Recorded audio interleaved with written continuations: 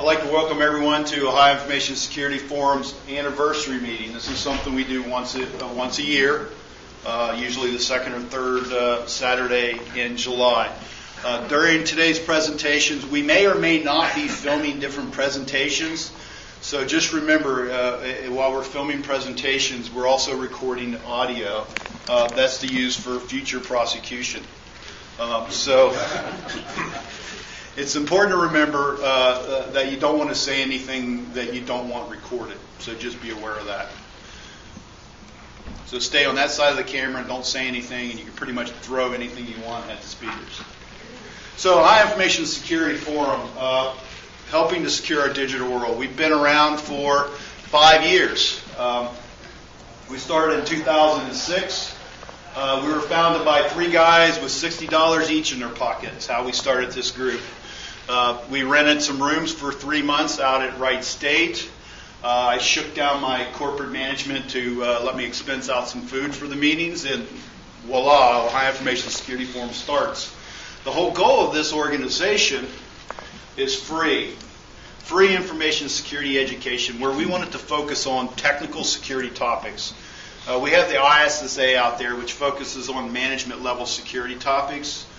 We have InfraGard that goes into some other area, I'm not quite sure what you would call, but our goal was to focus on technical security topics, kind of where the rubber meets the road. So that's why we were actually founded. It's free to attend. I know everyone here registered. You donated $10, and we thank you very much for that donation. But technically, it's free. If you couldn't afford that $10, we would have gave it back to you. That's what it's all about. Too late. You're not getting your money back now. Free food and drinks. Our very first meeting, we had 15 people. It happened to be just friends we managed to drag together, and that's how we started. So we meet once a month. The second Thursday of each month is when we meet. And we meet down here at the Sinclair Learning Center into the hall here. And we also have food there. So we have food and drinks there. And the way we survive is through donations and corporate sponsorship. So we're definitely open to everyone giving us money, because that's the only way we can survive. We're also looking for corporate sponsorship. So if you're interested in going to your company and saying, hey, would you like to sponsor this group? That, it's free education. We get a chance to get continuing education points for our certifications and all those type of things. Because if we don't get money, we'll eventually close down, because you can only go for so long running it out of your pocket.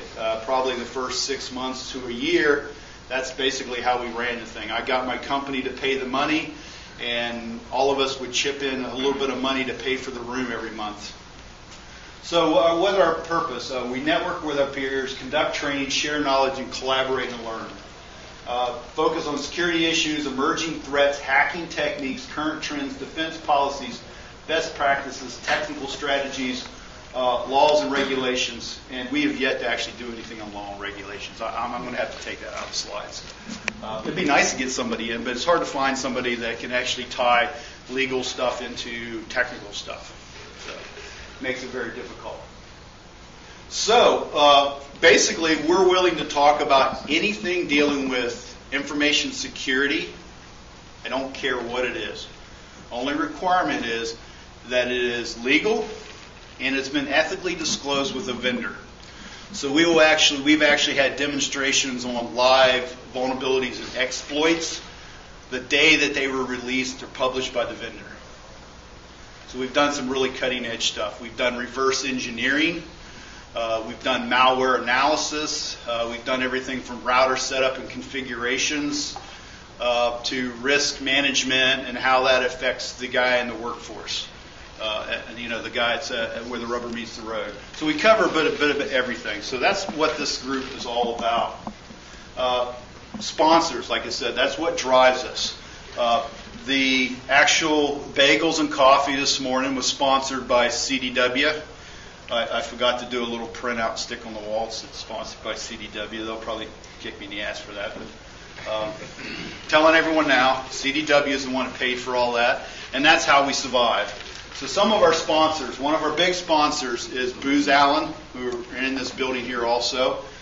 They're critical to keeping us running. Nexum,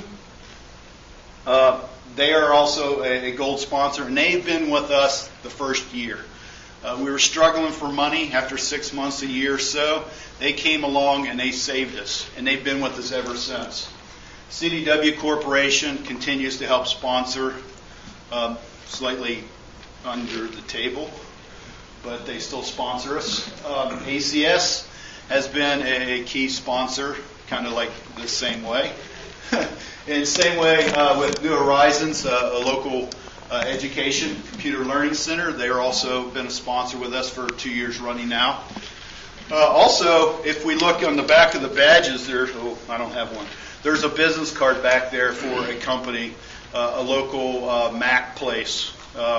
So I suggest you go out there and check out their business, see what they have out there.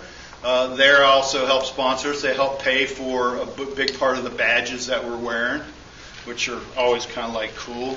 I always like doing this every year. It's kind of fun. Made a mistake last year. I ordered badges last year, and I got the year put on them. So if anyone wants an extra 50 lanyards, because it's no longer 2010, so they're like not very usable, so I had to order new ones. So I won't make that mistake again. Just need white out. There you go, man. I get one of those white, you ever seen those white pins? That's what I do, just cross it out and put 2011. Now I've got 2012 next year. So if we don't raise money next year, your lanyards are going to be like that. You'll see that 2010 crossed out and something written in with a magic marker. So we also have a disclaimer, which I'm going to read to you. This is very important. This material presented here exclusively reflects opinions of authors and does not express opinions and positions of Ohio Information Security Forum, the Board of Directors, and sponsors. The material is for educational purposes only, and Ohio Information Security and the Board of Directors and sponsors are not responsible for its use or misuse. No warranty or guarantees are applied or otherwise in effect. Use of these tools, techniques, or technologies are at your own risk. So when you come to our group, you're going to learn a lot of cool things. You can learn a lot of nasty, vicious things. The very important thing to remember is be responsible with that knowledge that you walk out of here with. Do not try to blame our group for your incompetence. So when your company fires you because you DOS the entire data center, don't say, Ohio Information Security Forum taught me how to do that. Because, you can't squeeze blood from a turnip, and our entire bank account is not going to save your ass. So today's agenda. Oh gosh, I can hardly see that. Put blue up there. So we're actually going to start with Kurt Roemer here in just about 5-10 minutes or so. I don't know if everyone's seen it online, but we have one track, so it's fairly easy. If you're in this room, you'll get to see the presentations. We're going to have about a 15-minute break between each presentation for the next presenter to set up, for you to go to the bathroom, or to grab some food. Approximately 12:15, 12:30 time frame, we're going to have pizza. I ordered pizza from Donato's. Dave's going to run out and pick that stuff up, and so we'll bring that in. We have a whole lot of pizza, so it'll be kind of fun. So at least, don't take off early today. Stay around, eat some pizza with us, shoot the bull, interact with your peers. You're going to learn some neat stuff that way. And then we finish up about 4 o'clock, and then we do a prize drawing. So you were given a little red ticket. Everyone got a little red ticket. Hopefully everyone got a little red ticket. So we have a prize drawing. We kind of do this every year. So we have some cool prizes. We always have some fun stuff. I think there's a little bit of everything back here. So what it was going to do is we figured if everyone showed up and asked for their money back today out there, there wasn't going to be a prize drawing. I was going to take it all back to the store tomorrow. But you guys are nice enough to let us keep the donations, which is cool. So we'll have some cool prize drawing. There's actually a printer here, and it's sealed, so you don't have to worry about me putting any malware on it. So you should be fine. Right. Everything I give you should be sealed up for your protection. That way you can be sure that we didn't put anything on it that we shouldn't have put on it. Have you done any research on removing seals and so forth? I'm just too lazy for that stuff, man. I got all your PayPal accounts. No, joking. So yeah, as an example of some of the stuff that we typically do, here about a month ago we did a demonstration or a presentation on PayPal, where we showed how, because of the messaging, you know how you can send somebody a message in PayPal, a vulnerability of cross-site scripting that could be used to steal their account information. That's all been fixed, but we actually demoed that live, or not live, but we had a video of that. So that's some of the cool stuff you get to learn about, some of the risks and vulnerabilities that exist out there in our group. So we encourage you to show up every month. And I'll go ahead and let's, if you have any questions or suggestions, info@highinfosec.org. I encourage you to show up at every one of our monthly meetings. Like I said, we have a ball. It's always fun. And I'll go ahead and get Kurt up here so he can hook up his stuff. And I do a quick intro. Kurt Roemer, good friend of mine. Known him for what, about 7 years now, Kurt? 8 years? Yeah, about 8. 7 or 8 years. Kurt is the Chief Security Strategist for Citrix Systems, leading security, compliancy, risk, privacy, strategy efforts for Citrix products. As a member of the Citrix CTO office, he set the technical direction for cybersecurity innovation. Roemer's 20-plus year information service veteran, certified information security professional, member of the PCI Security Standard Board of Advisors, and a commissioner of the U.S. Public Sector Cloud 2 Initiative.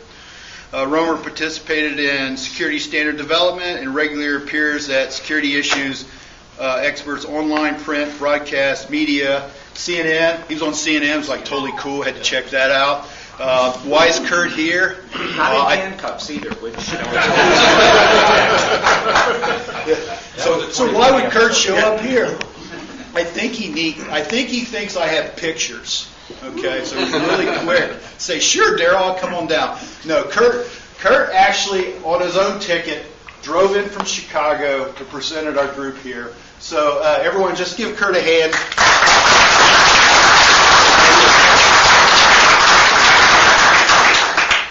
Yeah, thanks, Daryl, and good morning, everyone. As Daryl said, I'm Kurt Roemer, here not representing Citrix. We can talk about some stuff later, but definitely here to help increase education, increase some information sharing.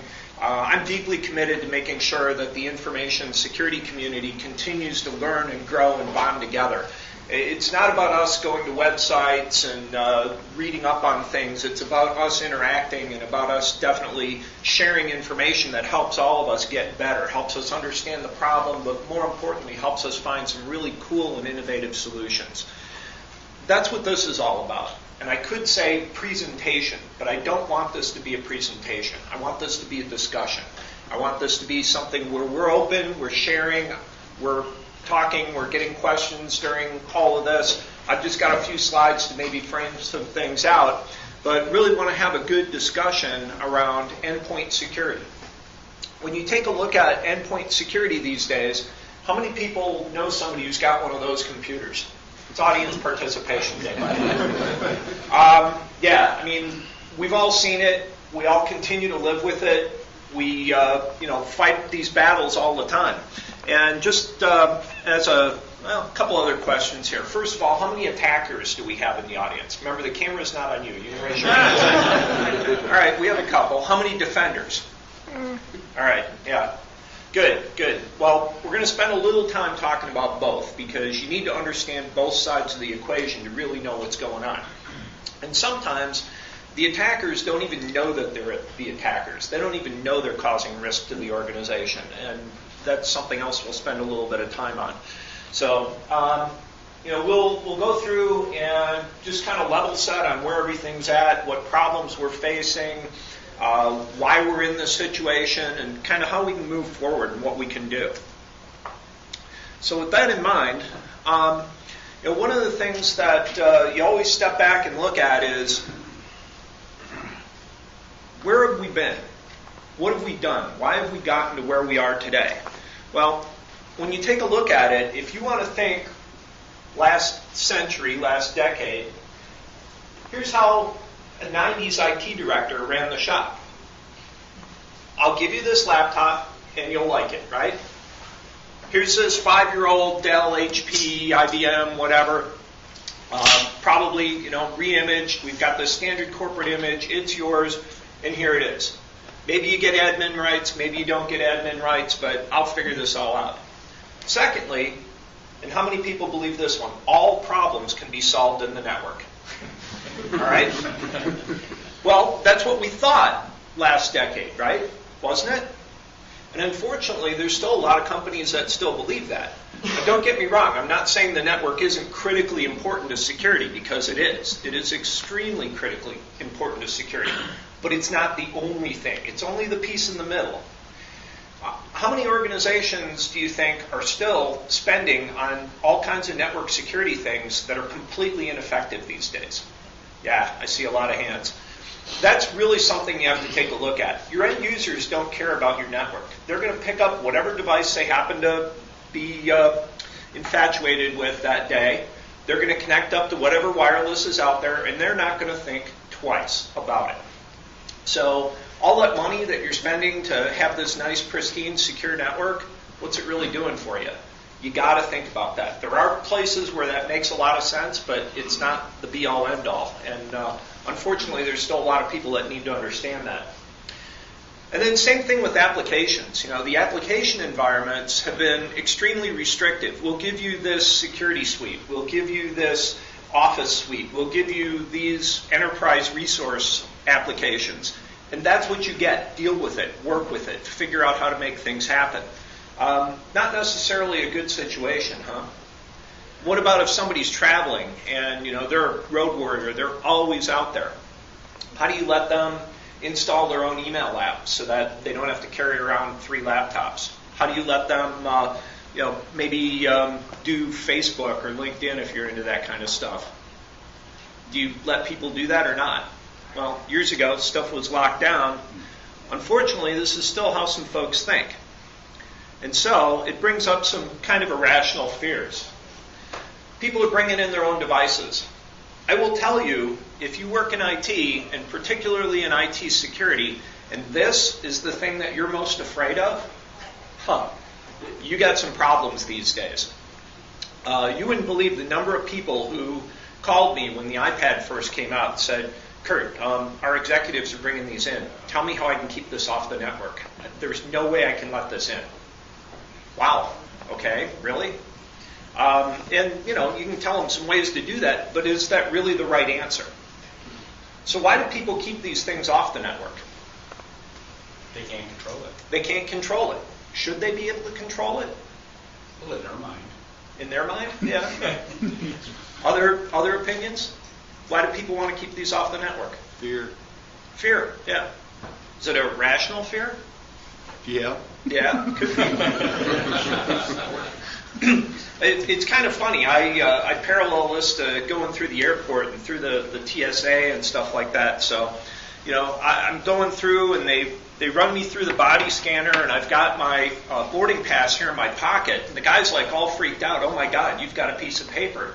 And I'm going, okay. And I hold it up in my hands, because they're like, hold it up. He goes, no, you can't do that. You can't have this paper in here. And I'm thinking, wow, if a single piece of paper can compromise all of airport security, wow, now I'm really scared. But, IT thinks the same thing about these. If a single iPad can compromise the security of your entire network and your entire operation, you got a bigger problem than this iPad.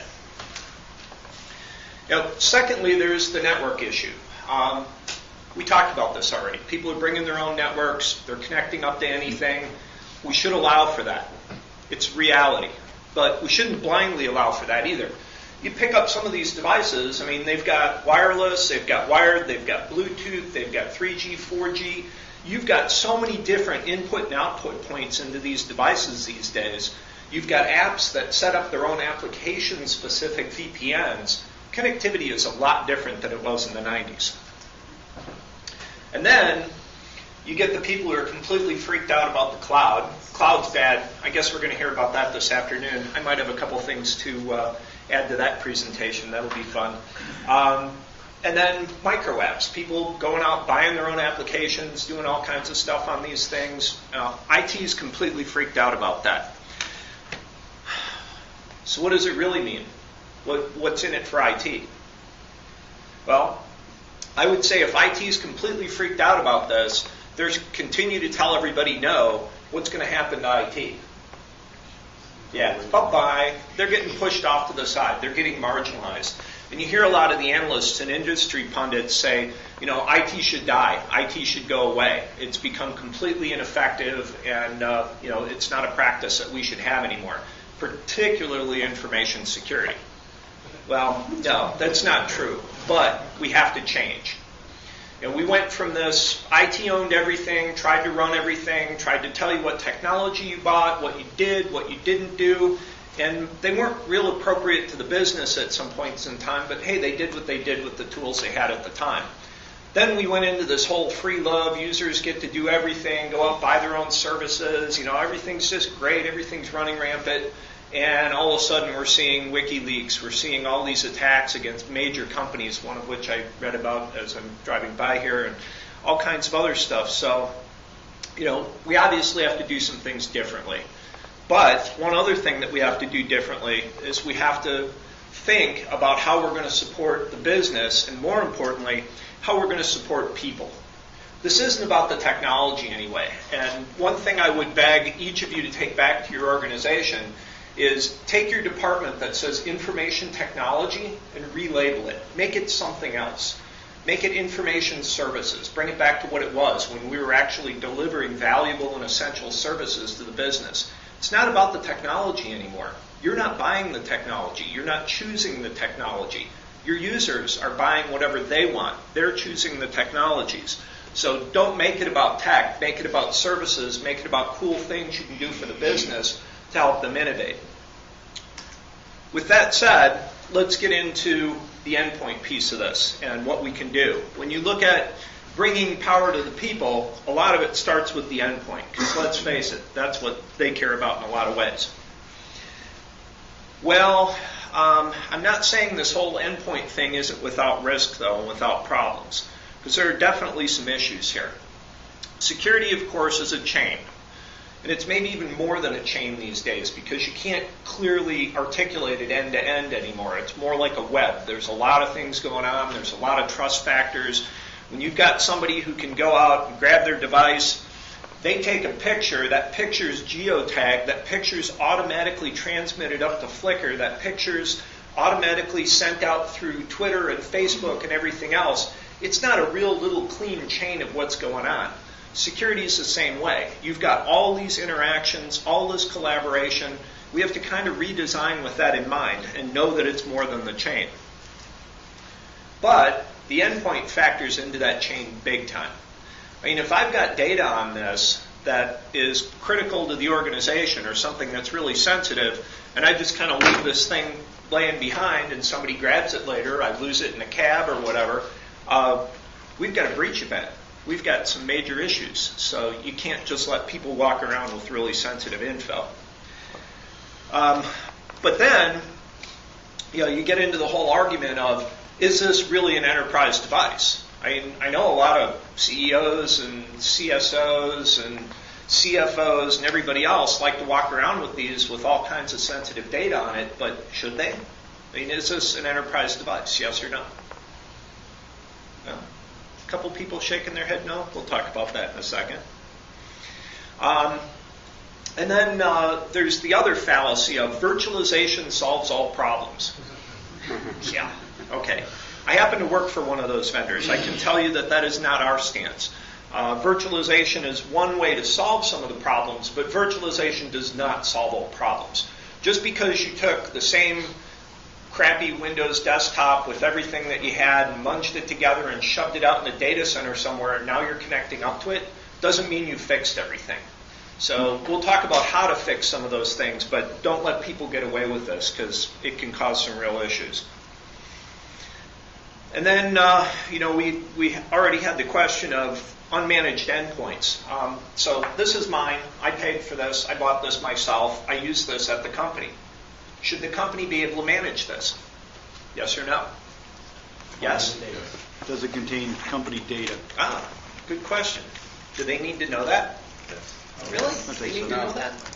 Okay. Well, it should be assumed. Should be assumed. If you have remote access, you have, the odds are you're going to have company data. Oh, that's a good one. It should be assumed that if you have remote access, that you have company data on it. I like that. I like that a lot. I'm going to disagree with that. I'm going to help you disagree with that as well. But you know what? That's unfortunately the default position. When you take a look at most companies that have gone out and allowed people to bring in their devices, what did they do? I remember when these came out, iPhone. No, I'm not a complete Apple junkie, but I just happen to have a few with me today. When these came out, I remember most organizations were in process of having two-factor authentication in front of everything. All of their remote access, all of their email, all of everything, right? How many organizations, when the iPhone came out, turned off their two-factor authentication so that people could get in and put their company email on these devices? Anybody know an organization that did that? There were literally hundreds of thousands. Pretty much every company I knew turned that capability off so that somebody could just download their email to this device. Okay, so then you got a little problem. Now you've got sensitive data, and by the way, for most of us, the most sensitive data that you receive comes in through email. Yeah. So now you've got sensitive data on a personally owned device with maybe a PIN protecting it. Ooh, that's tough. Nice 4-digit PIN. So once again, camera's not on you guys. How many of your PINs start with 19? 3%. Yeah. Maybe not people in this room, but others. You can pick up one of these devices and take a look at the smudge pattern on here, and you will see the 1 and the 9 are pretty much used for the PIN every time. Why? Because people choose dates for their garage codes, for their phones, for everything else. So you can look, and because Apple doesn't move the little box to put in your PIN code, that 1 and the 9 are always in the same spot. You got a pretty good chance of being able to pick what the PIN is from there. Just go out to LinkedIn or Facebook and see what interesting dates are associated with that person or some of their relationships, and bingo, you're in, right? Little things to think about. So maybe you're protected with a PIN, maybe you're not, but if there's sensitive company data on this device and the company doesn't own this and the company doesn't manage this, wow, we got some big problems. So what did most companies try to do? They said, oh, we're going to use ActiveSync, or we're going to use mobile device management, and we're going to wipe your device whenever there's a problem. Don't worry, you just call us, let us know you lost your phone, and we can wipe it. How well does that work? Okay, so from an end user perspective, what does it mean when they wipe your device? It's history. It's history. What's on your device that you care about? Pictures. Yeah, your pictures, your email, your apps, your settings. It's all your stuff, right? So the company wipes it and it's all gone, right? It was that easy for maybe a couple people. Most of the attackers who find these phones know that there's the ability to wipe these, so they just wrap them in aluminum foil, pop the SIM card out, turn it off, whatever, and can it be wiped? No. And, you lose a device, the company wipes it, maybe, you get fired, you leave the company, and they're going, well, yeah, we wiped it, everything's gone. Really? You ever hear of backups? Every time you plug this thing in, right, it's backing up all of that sensitive company data to what? Your computer, your network, your backup system. Of course, everybody's all got that encrypted at home, right? Yeah. So as you can see, we got a little bit of a problem here. And a big part of it is because of this driving force called consumerization. Consumers have bought their own devices. They're making their own choices. They're the ones doing this. So consumers are the bad guys, right? No, of course not. What's happened is IT, in their blind focus on technology within the company, has missed the boat in terms of what's really going on out there. And so what we need to do is help IT get some control around the things that matter. Let's take a little poll. How many people think IT should manage these devices? And got a couple. You sure about that? All right. We talked about this earlier, but we had a couple new people join in. So you really want the IT department to take control over a device that you bought. You want to connect it to my network? The answer is yes. Okay. No way. All right, yeah, so good. We're going to get some polarizing opinions here. I like that. Keep that in mind as we go through here, and then let's talk about some ways that we can satisfy both of you. Let's first talk about some of the risk stuff. When you take a look at risks, risk used to be something that was pretty easy to figure out. It was mainly pretty static. You could go in, you could do this big threat modeling and risk analysis, and you knew what the risk was to that beautiful little HP or Dell machine that you had in the office or carried around with you. IT kind of understood the risks. Well, with these things being updated every time you connect in, patches coming out all the time, new apps, new ways to interact, does IT really get the risk to this anymore? And the risks are evolving so rapidly, and the threat landscape is evolving so rapidly on mobile, we can't use a lot of the traditional techniques to go after this. But we first have to recognize, hey, we have a little problem here. And then from the mobile device perspective, the risks that I look at are something that I call true risks. So you look at tampering.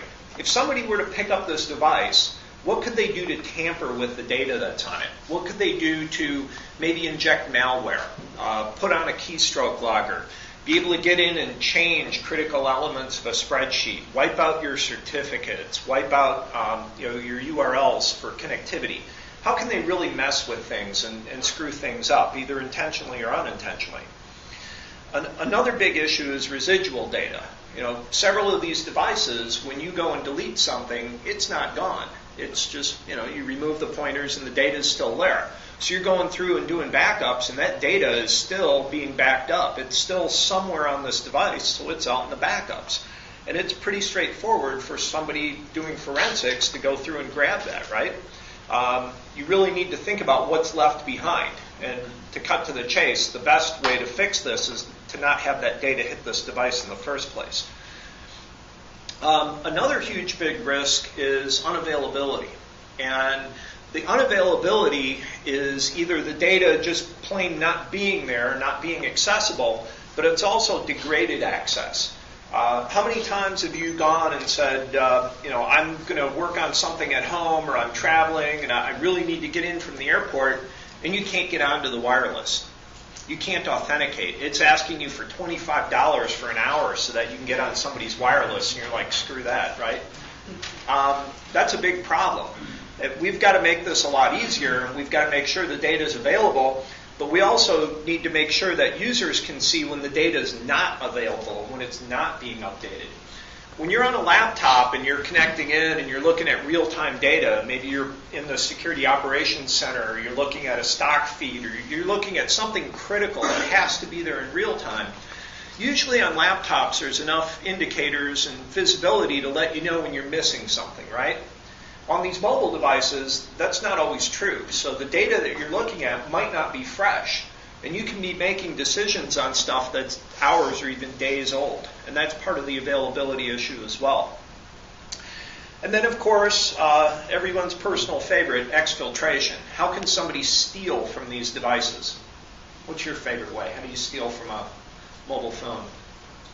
I don't know, maybe get Cydia or something else and then code something manually to extract it. Yeah, Cydia. Everybody's familiar with Cydia? You can do jailbreaking and then install Cydia and basically be able to take over control of the iPhone in ways Steve Jobs would definitely not want you to do.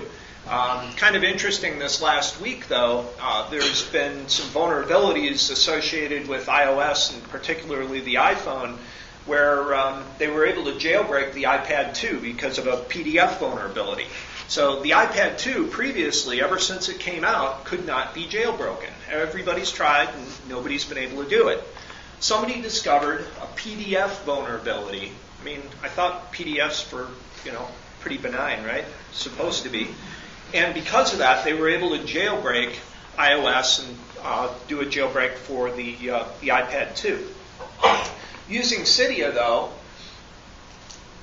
get this is really interesting. Using Cydia, once you jailbroke it, you could actually go in and apply the patch that fixed the vulnerability so that your iPad 2 is no longer vulnerable to getting a malicious PDF and being able to be exploited.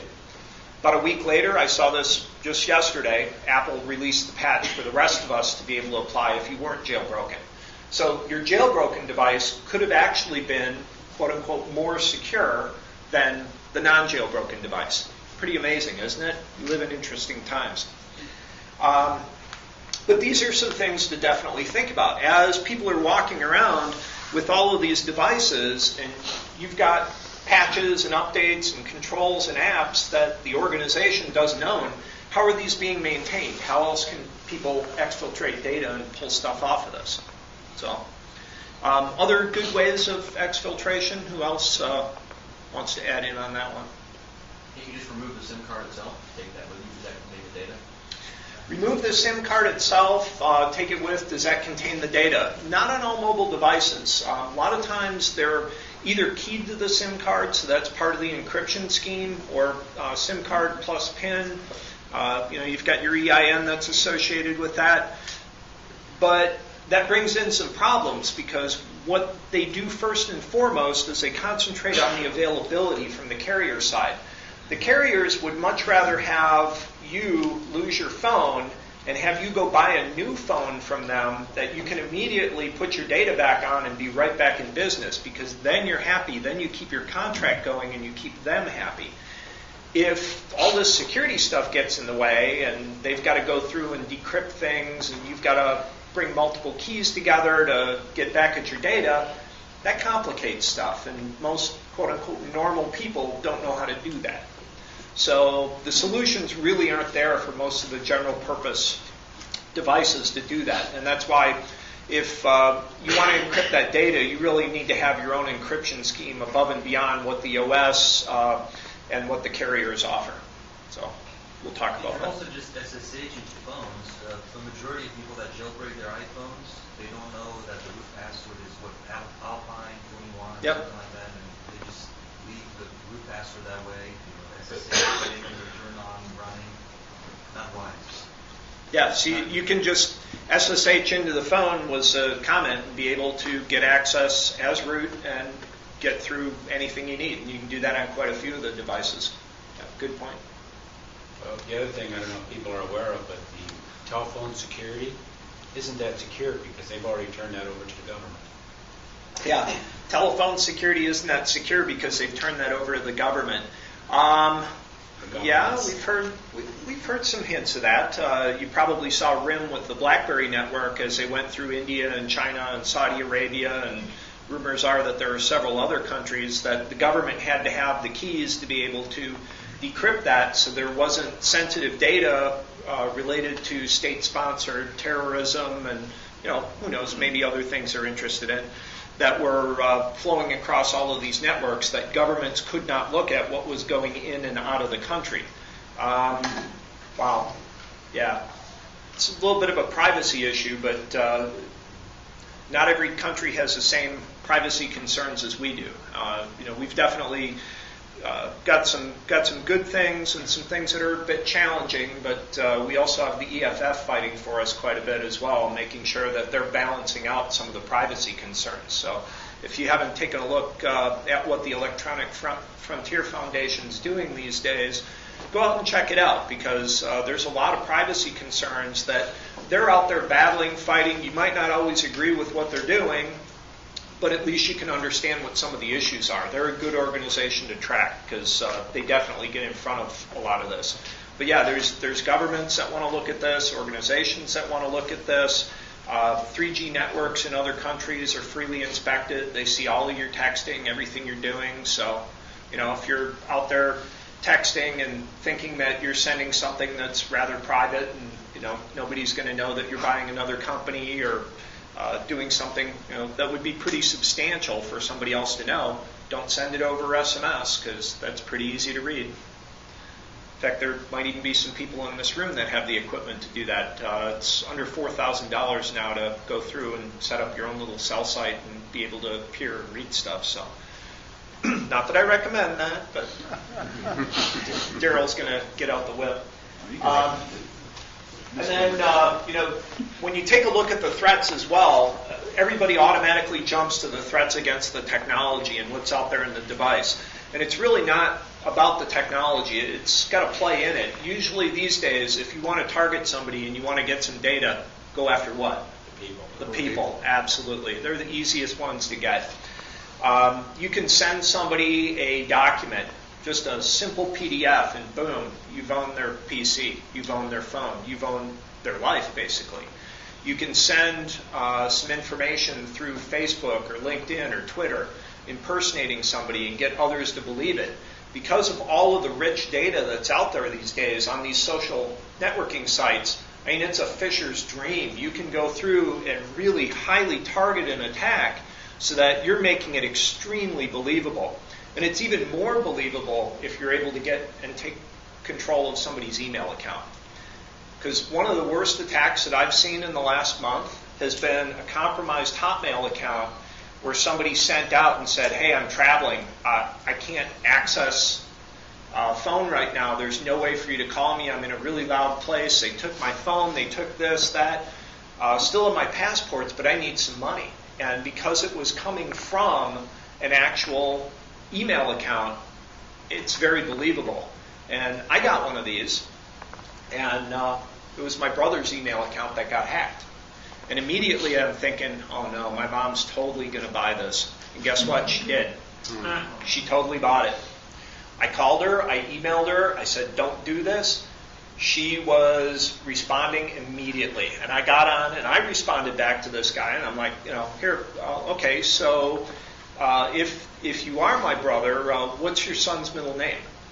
And, oh, well, I don't have time for this. He was right there in real time. Here I am corresponding with the hacker, trying to figure out what's going on. Yeah, I reported it through to the authorities, but it's amazing the networks that they've got set up. I mean, these guys are prepared with call centers to be able to get in and get this information very, very quickly. And it is so believable when they can actually combine multiple factors together. Should have sent him that PDF. Yeah. I got to work on that. But that's one of the big problems. How do you fix this?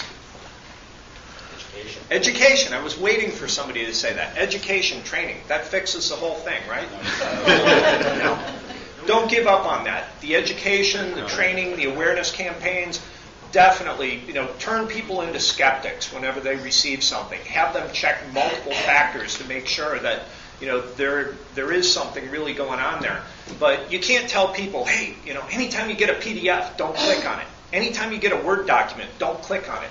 And none of us would get our work done, right? I heard someone actually saying maybe we should reverse it, and actually the security people start releasing what looks to be legitimate. When they open it, sirens go off and things, and they actually get embarrassed.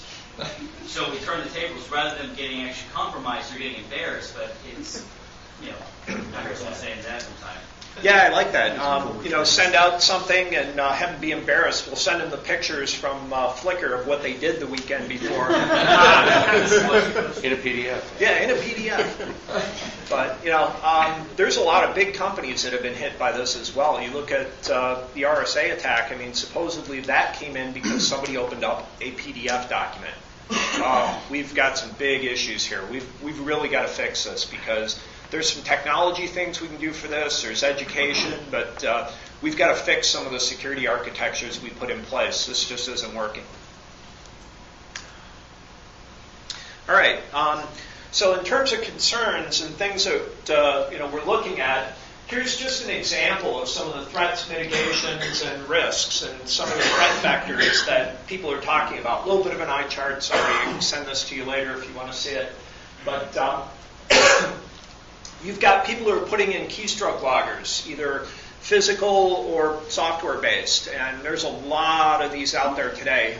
Many of these vulnerabilities, one of the first things they do is get a keystroke logger in there, and try to be able to get people's domain credentials, get on the domain, be able to do some escalation, to get into figure out who the administrators are, get keystroke loggers on the administrator's system, and then it's basically game over because even the admins use their domain credentials for everything, right? So that's a real problem. How do we fix that? Well, some of the mitigations, antivirus, right? Great product, isn't it? Yeah, you still have to use it. Antivirus does catch some stuff, but it's very, very rare these days. I have not, in the last 2 years, had anything targeted against me that antivirus caught at all. Seriously. So that's pretty bad.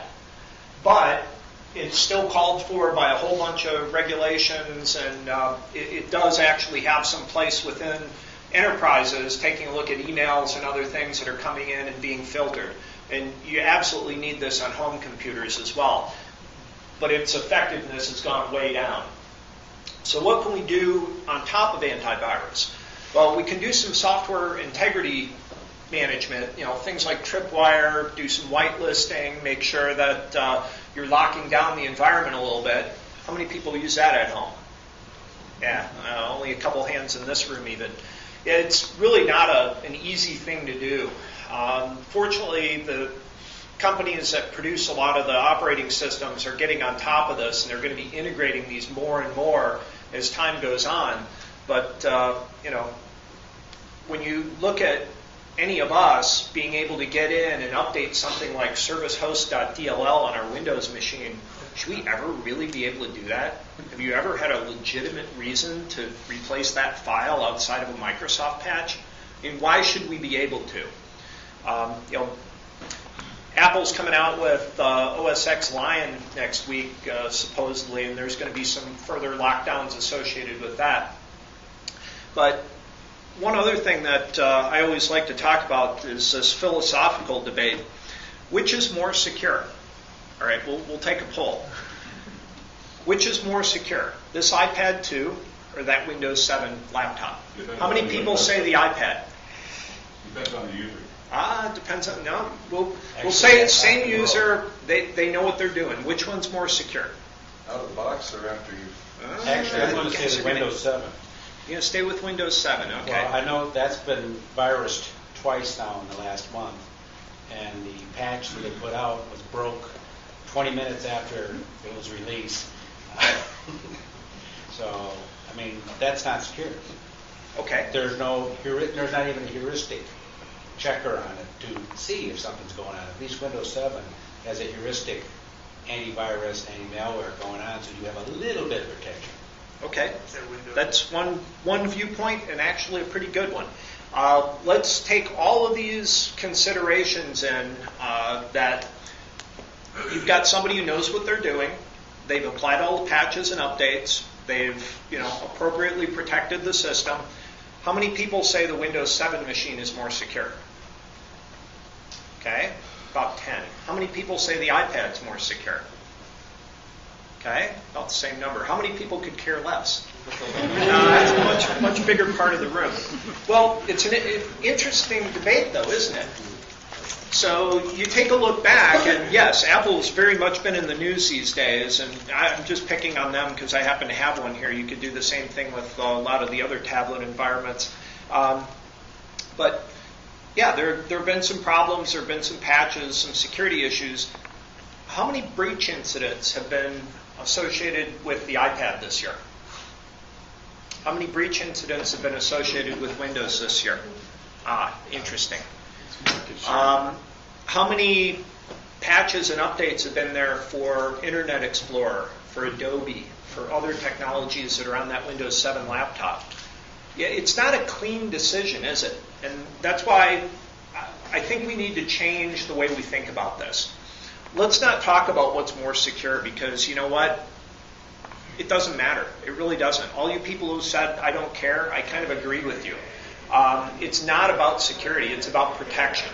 Which device is going to more appropriately protect your data and your interests? Which device is going to help you both get your work done and help you be protecting things at the appropriate level? That's what we should be talking about. I don't care which one of these you want to use. I really don't. You need to use the one that works best for you and works best for protecting company interests. So it's not about security. It's about protection. It's about risk. And you'll see a little bit more of that as we go along. But there are definitely some issues here. I mean, it's blatantly simple to pick up one of these devices, be able to hit the power button and the little button down here at the same time, and it does what? Captures the screen, does a screen print. You get a copy of everything on there. Now, you can do the same thing in Windows, right? Alt print screen, but you can disable that in group policy, right? But if you're kind of good, know what you're doing, and have admin rights, you can disable group policy, right? It's a cat and mouse game. Is that really what we should be worried about? Yeah. You don't want people copying sensitive corporate data. But I would argue, why is it here in the first place? I mean, it shouldn't be on this device. You should maybe, if you've got something that sensitive, just be displaying it on the device. And maybe you should redact out any of the really sensitive stuff before it even gets displayed on the device so that you're not losing this. I mean, if your biggest concern is you're outsourcing to somebody over in China or India or maybe someplace like Nebraska, and all of a sudden, you're worried about them seeing this really, really sensitive data, why are you doing this in the first place? If you've got to show them a screen that's got somebody's social security number on it and there's no way to take that out, find a way to take that out. Find a way to redact that so that they're not seeing that info.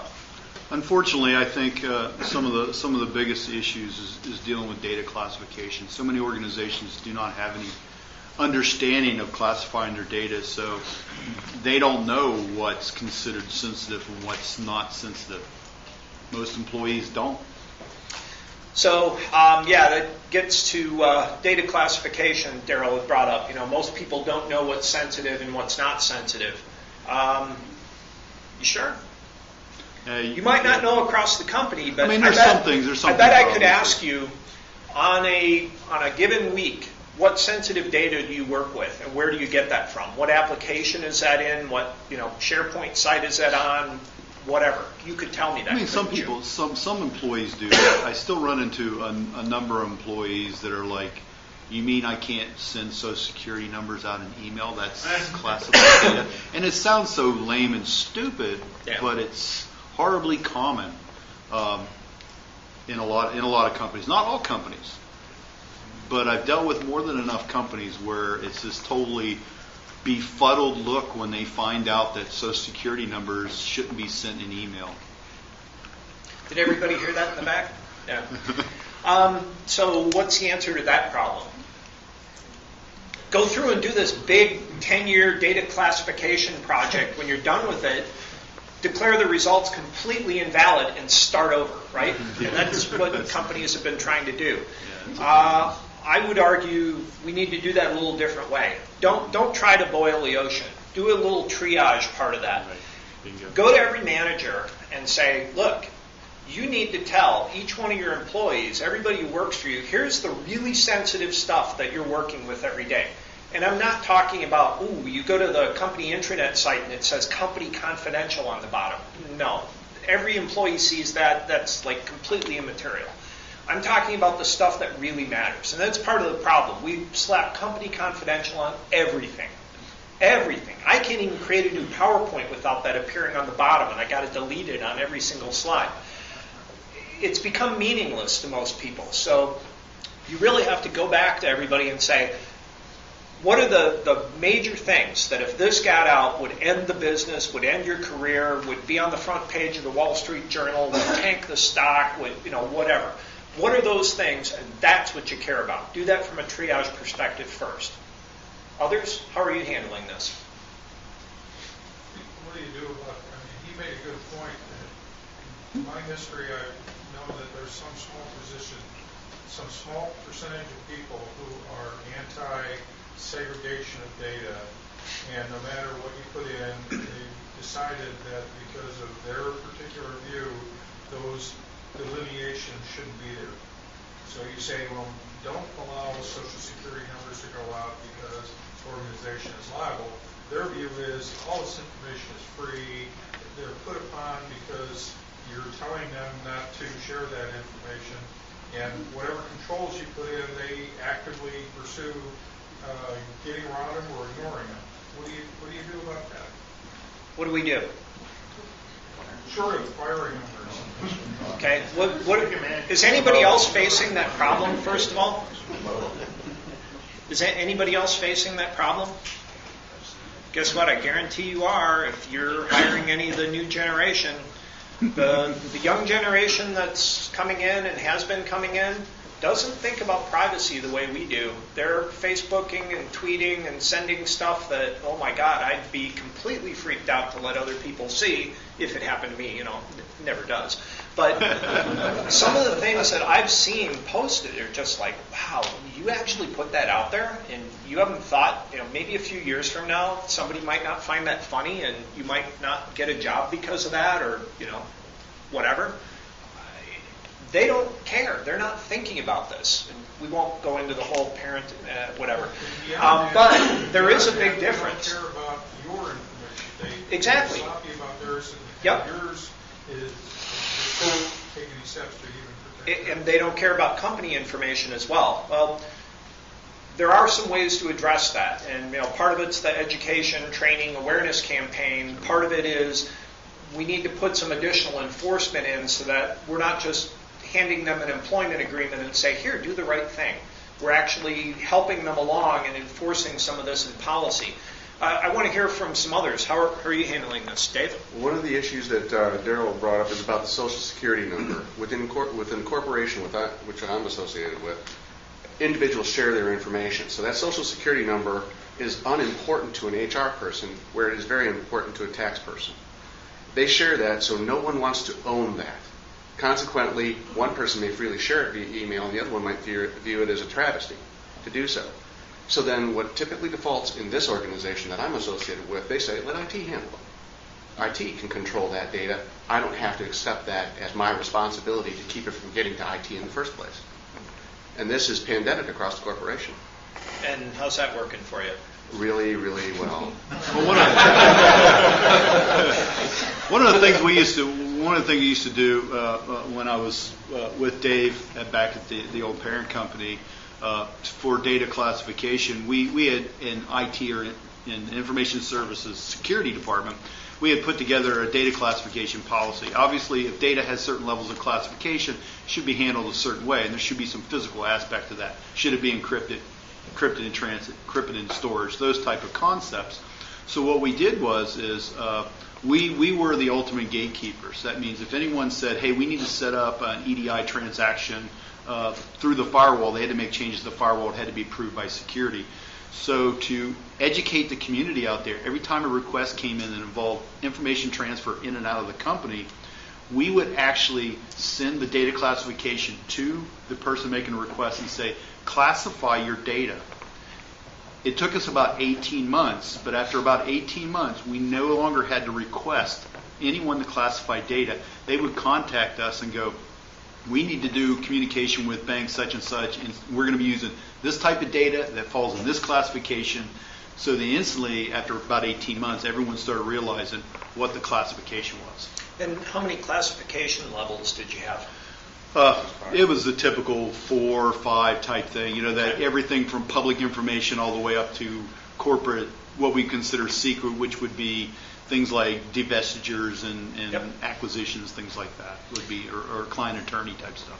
Yeah, that's interesting. A lot of stuff, though, with the younger generation, you really, and people in general who have some issues with privacy, you can make it much simpler and just have it be a green, yellow, red. Green, it's public. You can do whatever you want with this. Copy it down to your mobile device, send it out, post it up on a website. Really doesn't matter. Yellow, there's some stuff we care about. You really shouldn't be sending this out without an NDA, but we all know how great NDAs are. Yeah, it totally prevents people from sharing stuff. Really. But it's something that should be treated rather sensitively. Red is something that is extremely material. It's very sensitive. It should be compartmentalized. This isn't something that you just send out to the printer and leave it there. This is something that's printed in a locked room kind of stuff, and help people to understand that. The gentleman's point about people not caring about privacy, I've walked through offices where I've seen people print out their benefits information that includes their salary and everything on it. They print out their bonus information. It's laying in the printer room. They print out stuff associated with code that they're working on. They send something up to developer forums so that they get input on, hey, I've been having trouble with this. It keeps getting flagged as cross-site scripting. Here's the 50 lines of code that we think this is in. Can you take a look at this and help me find and fix this problem? Meanwhile, they're disclosing sensitive company intellectual property by doing that. But they think they're helping the company. See, that's the problem. They're not trying to be malicious. They're just clueless. And that's the tough part. But instead of going through this massive data classification project and standing over everybody and watching everything they do, adopt the green, yellow, red model and help people to understand, here's the stuff that's totally public, here's the kind of things that fall within this yellow bucket, and red stuff, hey, until you can prove yourself worthy, we're not even going to show you any of that, so don't worry about it. Does that make sense? Mm-hmm. Anybody doing anything different or anything like that that's been working for you? I think the gentleman in the back had a comment before. No? Saw somebody raise their hand back there. I just wanted, you use the word security and protection, and that was a little fuzzy to me, like how you differentiate between the two. Differentiating between security and protection. Well, when I say security, or when anybody else thinks security, what do you automatically think? Well, I can say protection. Well, that's because you're in this room. What do most of the people that you know of think? What does your family think? What do your friends think? Your neighbors, people who you work with? You say security, what are they immediately going towards? Physical restriction. Yeah, they've got a solution for that right away. Whether it's antivirus, whether it's a password, whether it's a token, whether it's something, they're automatically jumping to a conclusion. They've got this one.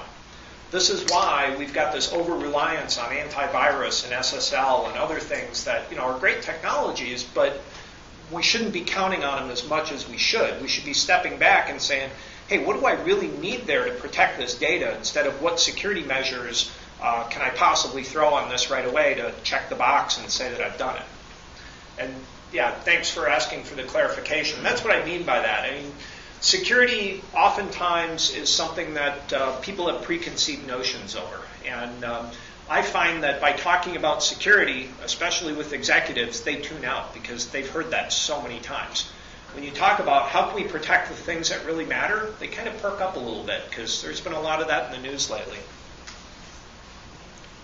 Does that make sense? Getting closer? Yeah. It's very subtle. You're right. It's extremely subtle, but I also have found it to be very important and definitely helping. Okay. Talked a little bit about people-based computing, and I'll kind of fly through this, but no pun intended, you'll see in a second. How many people have heard these requests? Yeah. As you move from a corporate managed laptop and a complete corporate managed end-to-end ownership model into people-centric computing, which they're doing it already, these are their requirements. Your IT model handles this, right? The architecture and network that you designed back in the 80s takes care of all of this, right? Yeah, not. As you can see, these are things that really challenge our traditional concepts of information technology and security. Compound that with the fact that we've got multiple classes of devices. We got into the little argument before about which is more secure. This is a consumer-grade device. Make no mistakes about it. This is not an enterprise-grade device. This is not a mission-grade device. This is a consumer-class device only. Now, a lot of people are using this within enterprises, and I'm not saying it's bad. This can actually be kind of a cool thing to use. But don't expect it to have all of the be-all, end-all security measures that you're going to have on another class of device. Don't expect it to be able to install certificates and PKI systems and managed encryption and all kinds of other stuff that you can do. It's just not going to do that. Doesn't make it bad, but it means we've got to treat it differently, and we've got to compensate for that, which you'll see in a little bit. We have the typical enterprise class device, and then we also have some mission-grade devices, some things that can help to give us assurances that we haven't had before. And you look at some of the advances in Intel vPro technologies, and you take a look at what's being done with Type 1 hypervisors, Zen Client being an example of that. We now have the ability to take a system and completely through boot make sure that the firmware has not been tampered with, the BIOS has not been tampered with, it's digitally signed. It can be attested and attributed back to the manufacturer for a complete state of where that BIOS was. The hypervisor can be attested to through TXT, Intel Trusted Boot. And so as you bring up this mission class device, you know that nothing has changed since the last time it booted. You can check the OS load, the workload that's running on top of that. Let's say it's Windows 7 or Linux. You can make sure that that hasn't changed since the last time. And as the OS starts, it can look down and verify that the hypervisor hasn't been modified and that the hardware hasn't been modified. So we've got a model that includes measurements, it includes attestation, it includes attribution, and it helps us lead to an environment of assurance that we have not had in enterprise or PC class devices before. If you're interested, I can send you a little video on how the Defense Intelligence Systems Agency, DISA, is doing this. Mike Mestrovich has gone through and talked about this, and he's got a little 20-minute video on all the challenges that they faced. And yeah, they've got the same consumerization challenges and people bringing in their own devices that all the rest of us have.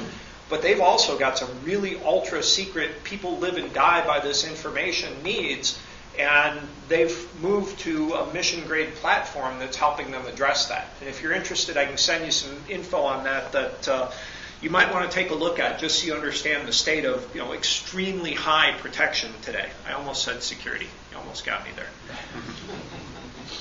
there. Now, not one model is right for everybody. If I had to work on one of these mission-grade systems every day, I'd be about 30% as effective as I am right now because of all of the gates that I would have to go through to get my job done and share data and do things. If I can work on this most of the time, I'm very close to 99% effective, but there may be some challenges with data protection. So what should I do? Should I be locked into one device, or should I be able to choose the device that I need based on where I am, what I'm doing, what my protection needs are? And that's really what this is all about. On the y-axis, you're going to see the relative risk to the enterprise. So, what's the risk? Is it high, medium, low? And it's relative. This can change depending on a whole bunch of parameters, as people brought up earlier. On the x-axis, you've got the relative TCO. And notice I didn't say acquisition cost. I said TCO. Total cost of ownership is extremely important here. Anybody who's just looking at what the device costs, you're really missing the boat. And then the user experience index is also in here as well. Are users happy? Is this something they want to use? Does this help them get their job done? Or are they maybe slowed down a little bit, somewhat degraded, but they understand it because they know they're working with sensitive data and they got to jump through a couple more hoops?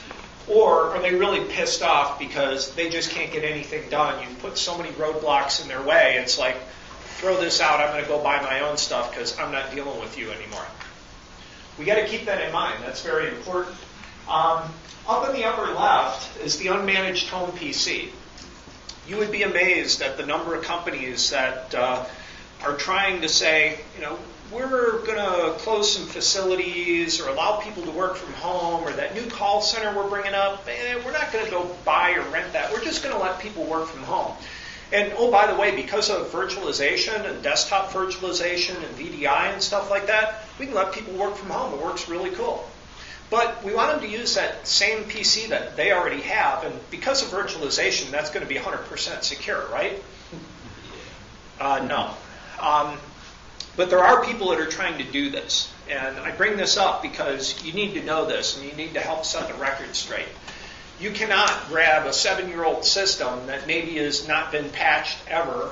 They never turned on Windows Update. They've never really done any maintenance on it, probably aren't running antivirus, and have somebody use that securely. It's just not going to happen. And by the way, one other point, don't let anybody talk you into try to manage unmanaged systems. That's a losing battle. You're going to spend a lot of time, a lot of money. It's going to be a lot of support nightmares. And ultimately, you're going to lose. You're not going to wind up gaining what you sought out to in the first place. Don't try to manage unmanaged systems. What you can do with that home PC, though, is a couple of things. First of all, you can have them boot from media. There's a whole bunch of distros that you can download that somebody can boot up a CD or DVD, be able to get into their online environment, get into a browser, whatever you really need them to get to. And any viruses or whatnot that would have been on the hard drive aren't going to affect them. Can also have them boot from stick, and there's even sticks that are full AES 256 encrypted, FIPS 140, some of the top security technologies out there for providing protection and offline management and whatnot. So you can do stuff like that. Your users like that, though? No, if they're going to work from home from their home PC, what do they want to do? They want to be able to check personal email.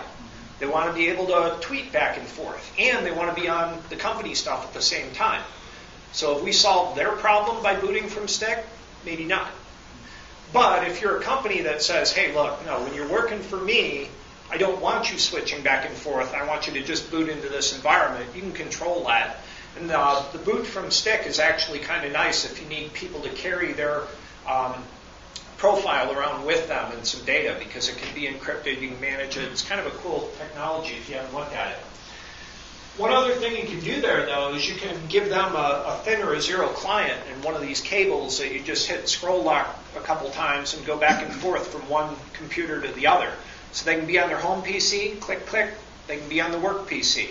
And because the work PC is a thin or zero client, absolutely no management. You don't have to go through and patch it all the time. You don't have to worry about viruses. If something screws up, they turn it off, they turn it back on. It's right back where it started. Now, how many of these banks, insurance companies, and others that want people to work from home go, yeah, that sounds like that makes sense. That'd be the lowest, support that we could imagine. How many of you think do that? All of them. Yeah. Nice. How many of them instead do you think jump to, oh my God, that'd cost a couple $100. I couldn't possibly ever do that, right? So they'll spend $5,000 to save $200. Wow. Per device, per user. But that's the old thinking, and that's a lot of what's been out there. We've got to help people understand there are options. It's not a one-size-fits-all world anymore. Some of these might work for you, some of these might not. The point is, you've got choices, and there's a lot of cool stuff you can do. Any other questions or comments around that?